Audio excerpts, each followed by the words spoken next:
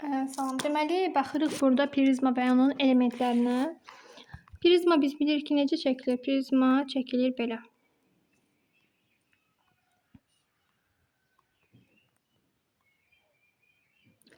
İstənilən deməli, baxırıq fiqur üçün, çox üzvlər üçün, baxırıq onun tillərinin sayı 3n düsturuna hesablanır. Yəni, kub 4 dənədir, 4 üzvü var, 3-ə vururuq 12 eləyir. Yəni, bunun 12 dənə tili olmuş olacaq. Til də söhbət gedir nədən? Tillər. Aşağıda 4 dənə, solda, sağda 4 dənə, yuxarıda 4 dənə. Sonra baxırıq, nəyə baxırıq? Deməli, kubun neçə üzvü var? Neçə üzvü var deyəndə də, yəni üzvlərinin sayına baxırıq. Bax, burada bir dənə, aşağıda bir dənə, solda bir dənə, sağda bir dənə. Oturacağı üçbucaq olan prizmanın neçə üzvü var? Prizmanın üçbucaq versiyasını çəkirik.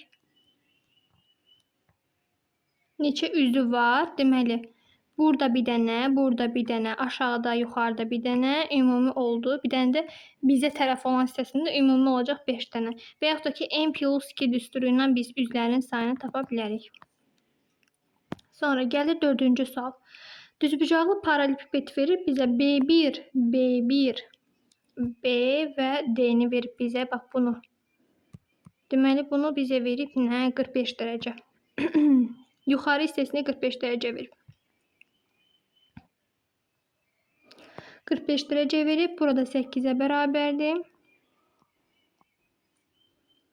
Aha, deməli biz burada və AB-ni də 6 verib bizə. AB-ni də 6 verib bizə. Biz tapa bilərik ki, bu əgər düzbucaqlı paralelipipeddirsə, deməli bunun oturacağı düzbucaqdır. Düzbucaqdırsa, bu 6, bu 8, bu da 10 olacaq. Yəni bunun diaqonalı 10-dur. Bu diaqonalla da bir yerdə çəksək, bax, çəksək, deməli burada 45 dərəcəli bucaq əmələ gətirir. 45 isə bərabər tərəflidir. Bu da 10-a bərabərdir. O zaman bu olacaq 10 kök altı 2. Bizdən nə istəyirdi? Bizdən də hündürlüyünü istəyir. Hündürlüyü də olacaq 10. Sonra gəldik. Bax, deməli düzgün, bizdən işarətlənən düzgün altıbucaqlı prizmanın deyir ki, açılışı verilir və yan üzvlər hərflərlə işarə edilir. Prizmanın hansı üzü A üzünə paraleldir. Baxırıq ki, bu ardıcıllıqla bizə nə verib? Bax, bu ardıcıllıqla bir tərsdən başlayırıq bunu düzməyə. Tərsdən düzməyə başlayırıq. Bura deməli, bura hansı tərəf olacaq? Bura olacaq B tərəfi. Sonra gələcək C tərəfi. Eyni ardıcıllıqla deməli, bu B oldu. Bu C oldu. Sonra D, Y, F və A. Deyir ki, A üzünə paralel olan tərəf hansıdır? Əlbəttə ki, olacaq D üzü. A-ya paralel D üzü olmuş olacaq. Bunlar da belə. Mail prizmanın yan tili 12 cm olub. 60 dərəcəli bucağı əmələ gətirib prizmanın hündürlüyünü tapın. Prizmanın hündürlüyünü H bərabərdir. L sinus alfa ilə tapa bilərik. H bərabər L sinus alfa. Yəni 12 vurulsun. Sinus 60'da kök altı 2 bölü 2. 6 kök altı 2.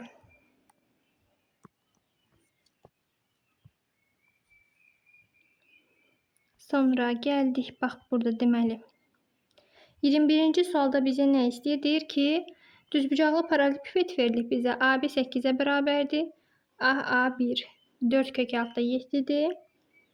AD kök altı demək 12 kök altı 2'dir. SA1 D'ni istəyir bizdən. SA1D. SA1D. Birinci şəkli çəkək, baxaq orada. A1 4 kök altı 7'dir. AB 8'dir. AB 8'dir. Aha. AD 12 kök altı 2'dir.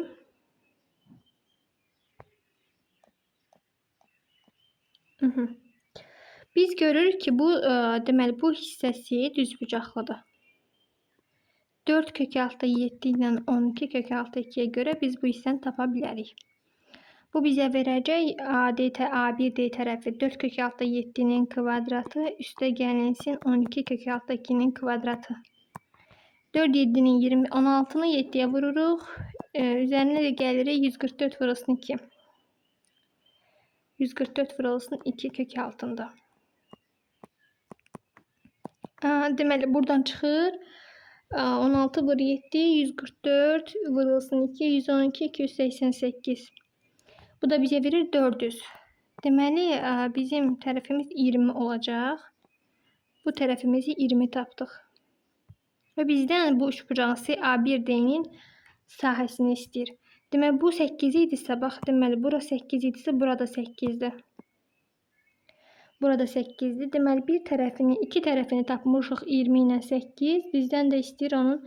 Bu da perpendikulyardır. Nəzərə alaq ki, bu da perpendikulyardır. Və əgər buna düzbucaq, üçbucaq kimi baxsaq, SCA1D olacaq. 20 vur 8 bölü 2. Yəni, katitlərin hansının yarısı. Bu da bizə verəcək 80. Sonra, deməli, diagonalı 10 cm olan düzgün dörtbucaqlı prizmanın hündürlüyü kök altı 6'dır. Prizmanın yan üzünün diagonalını tapın. Dörtbucaqlı düzgün prizma çəkirik.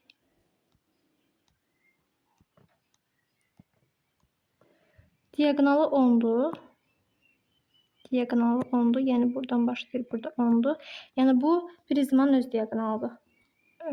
Deməli, oturacağı diagonal prizmanın öz diagonalıdır. Hündürlüyü, deməli, hündürlüyünü verib kök altı 6. Prizmanın yan üzünün diagonalını istəyir bizdən. Baxırıq ki, bax, bu kök altı 6'dır. Buradan bir diagonalını çəksək, kök altı 100'dən çıxırıq 6, 96 diye bizə nə verəcək? 100 çıxılsın 6, 94.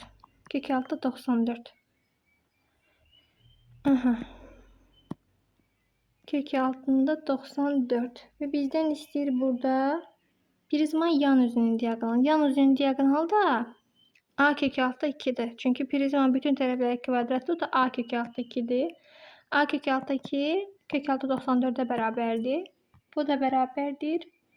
A da bərabər olacaq kök altı 47. Kök altı 47. Sonra belə. Deməli, bizə verib ki 37-ci sualda bizə verib ki 3 üzünün diagonalı 6'dır. Kök altı 13'dür və 7 olan düzbucaqlı paralelipipedin diagonalı tapın. Düzbucaqlı paralelipiped hamısı deməli fiqurlar üzərində işlənir. Ona görə şəkil çəkmək mütləqdir. Mütləq ki şəkil çəkməliyik. 3 üzünün diagonalı kök altı 13 əlbəttə ki bu olar. Yəqin kök altı 13. Bu kök altı 7'dir. Fərqi yoxdur əslində. Təkcə 7'dir. Bu 6'dır. Bu 6'dır. Şəkli bir dənə aydın çəkək.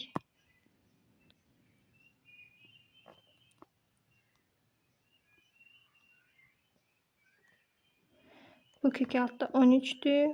Bu 7'dir. Bu da 6'dır deyək. Diagonalları. Və bunların hər biri, məsəl üçün bunun tərəfini bir A götürsək, bunun tərəfini bir B götürsək, bunlar perpendikulyardır. Məsəl üçün bu B'dir, bu da C olsun, fərqi yoxdur. Yəni burada yenə Pifaqorun 3 dənə Pifaqor qaydasına əsasən tənliklər qurmalıyıq. A-nın kvadratı üstə gəl, B-nin kvadratı bərabərdir 13'ə. B-nin kvadratı üstə gəlsin, C-nin kvadratı bax, avtomatik bax bu hissəyə görə tənlik qururuq. B-nin kvadratı, C-nin kvadratı bərabər 6'ya. Sonra digər tərəfi A-la bu olacaq nə? C. A-nın kvadratı plus C-nin kvadratı bərabərdir 7'yə. Bax bu üçbucaq üçlü tənliklə quracağıq. Üçbucaq Pifaqora görə.